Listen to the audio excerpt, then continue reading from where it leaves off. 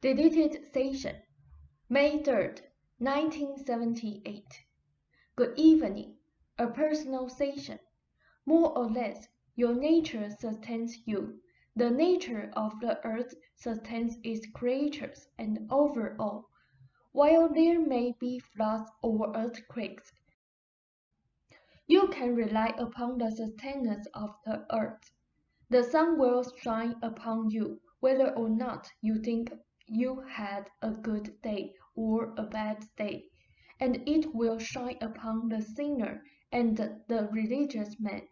It will shine upon you without judgment.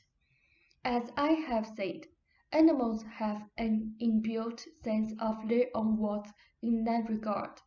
They tread their nature and the greater nature from which their existence springs, without going into background information again.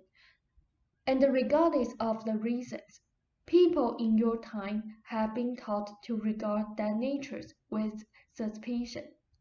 Since Rupert's nature was rather extravagantly different from what he considered the norm to be, and since he possessed abilities that were not common generally and specifically to his sex, he became even more unduly suspicious of his own nature.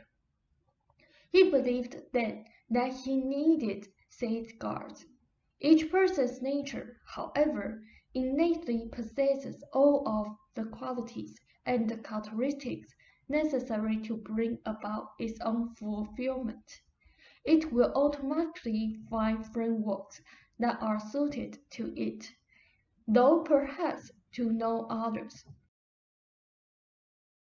When that nature is trusted, there are no interior impediments or conflicts, even though the individual may feel himself to be in conflict with certain elements in the world at large.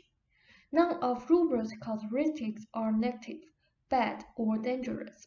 All of them, recognized as a part of his nature, would basically work together in the most auspicious, satisfying, and fulfilling of fashions. When he fears his own nature, however, then the qualities are not put together as smoothly, so that one can appear contradictory to the other. Thirdly, Rupert felt that there were contradictions between spontaneity and discipline, the intuitions and the intellect. Therefore, he tried to be either spontaneous or disciplined, or intellectual or intuitive, but when the implied suspicion that these were somehow opposing conditions or opposing elements of behavior. The physical body runs itself spontaneously, and yet with an inner automatic discipline and order that is indeed almost impossible for you to understand. The vast majority of intellectual deductions are based upon unconscious, intuitive realizations, and the edifices built by the intuitions have a dazzling framework of high intellectual content and reason, so brilliant that the mind itself often cannot follow. When you two make love in any manner, you are involved with a spontaneity and discipline, again, that literally cannot be consciously ascertained. In Rupert's situation, such encounters are particularly of the highest import, for spontaneous motion is elicited. Impulses are aroused. The nervous system is regenerated. Nerve impulses quicken, as does circulation. More than this, the body automatically, spontaneously responds to emotion. And yet, in that spontaneous activity, what inner discipline reigns? The inner order of the body is hidden within its great spontaneous abilities. Now Rupert once felt that he had to discipline his impulses, that they spontaneously lead him where he felt his purposes or safety might be threatened. If he understands now that his own nature provides for his sustenance, and automatically leads him into fulfillment, and cultures his existence in perfect safety. Then certain things will become clearer. Give us a moment. He has been painting lately, quite happily anticipating the next painting period, yet at the same time worried that he is not writing instead, or when he does write on 7, he does so because he thinks he should. So he experiences a conflict. He did give in to the impulse to paint, however. The painting is providing a mental rest, aiding in the coordination of hand and eye, and allowing him to work at certain inner challenges in a different way. His nature knows he needs the variety, the creative variety. The visual activity itself stimulates different portions of the psyche, and allows mental concepts to be rearranged while he is thus occupied. New intuitional insights grow while he is not thinking in those terms, and if he trusted his nature more fully, he could enjoy the painting more, while also realizing that other levels of the self had their own reasons. The impulse to paint, therefore, fits in with the same kind of spontaneous discipline that is so magnificent in the activity of the body. Because of your age difference, Rupert felt he had to catch up, and he became more conscious of clock time. I want those sessions read again that I gave about his attitudes toward work.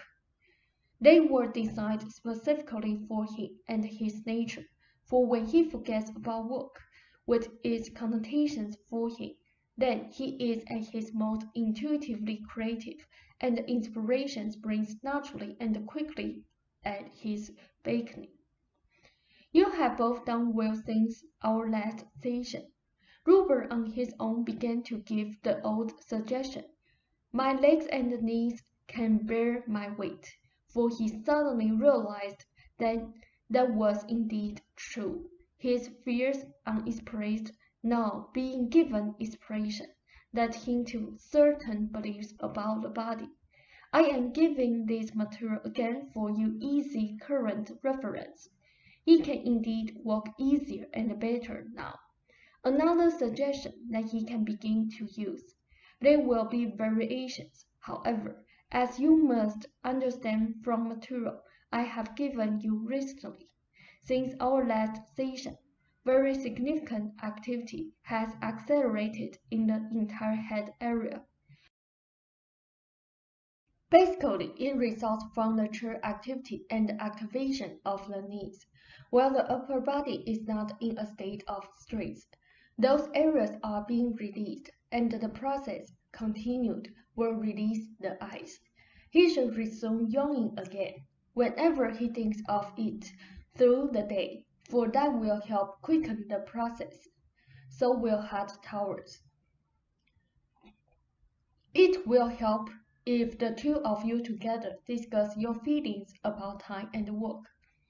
Robert's nature will see to it that he has time to do all the important things he wants to do in any given day.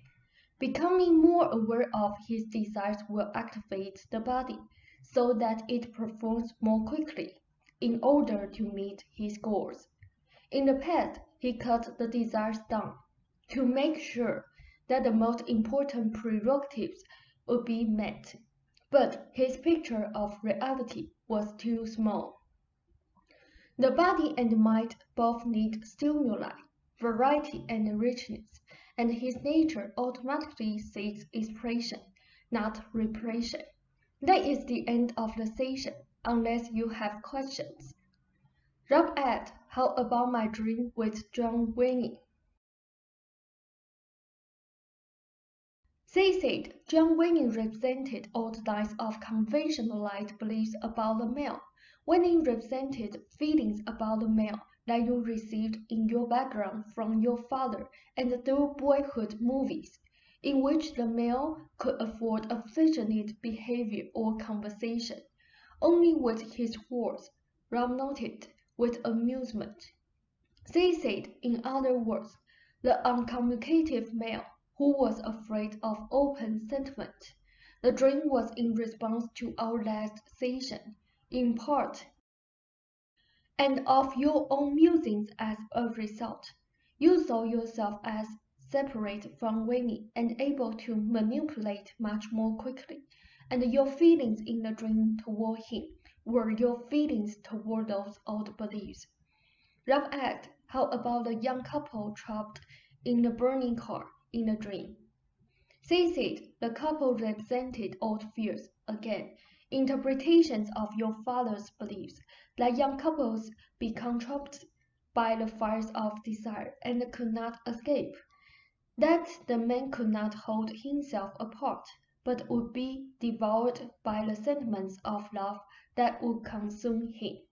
Those fears of your father's were given a less frightening, more conventionalized and severe image in John Winnie, who escapes such situations by refusing intimate entanglements and is free to roam the range.